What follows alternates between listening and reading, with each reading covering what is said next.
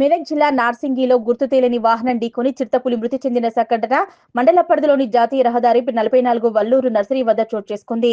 పోలీసులు తెలిపిన వివరాల ప్రకారం గురువారం సాయంత్రం 7:30 ప్రాంతంలో రోడ్డు దాటుతున్న చిరుతను గుర్తు తెలియని వాహనం ఢీకొట్టడంతో అక్కడికక్కడే మరణించింది.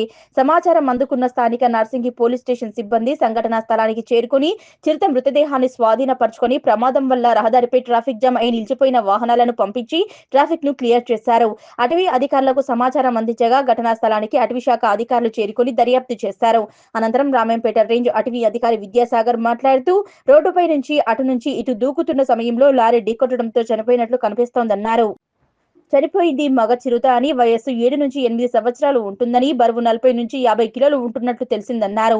మృతదేహాన్ని వల్లూరు అటవీ గెస్ట్ హౌస్ కు తరలించి వెటర్నరీ వైద్యుని చేత పోస్టుమార్టం నిర్వహించి తదుపరి చర్యలు తీసుకుంటామన్నారు. ఫారెస్ట్ రేంజ్ ఆఫీసర్ రామేంపేట అండి.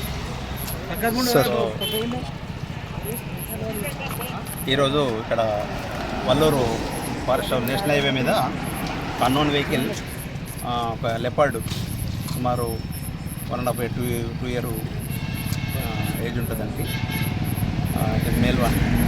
సో హిట్ చేయబడింది వెహికల్తో. సో అది ఆటోమేటిక్గా ఒక అరగంట ఇది తర్వాత చనిపోయింది. దాన్ని పోస్ట్మార్టం నిమిత్తము పై అధికారుల సమాచారం ఇచ్చి తదుపరి చర్యలు తీసుకుంటాం.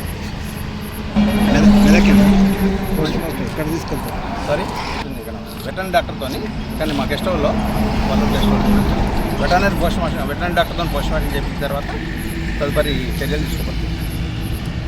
ఆ ప్రాంతంలో కొల్లూరు నర్సరీ దగ్గరలో ఫారెస్ట్ ఏరియాలో రోడ్డు క్రాస్ అయ్యేటప్పుడు ఈ అన్నోన్ వెహికల్ ఒకటి క్రాస్ అయ్యే టైంలో లెప్పడు తగ్గటం జరిగింది.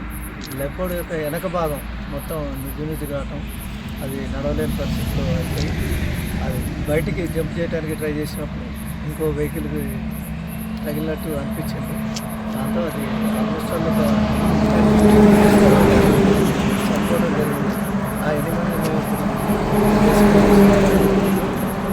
ఎన్టీసీఆర్ ప్రోటోకాల్ ప్రకారం దాన్ని రేపు డిస్పోజ్ చేయడం జరిగింది.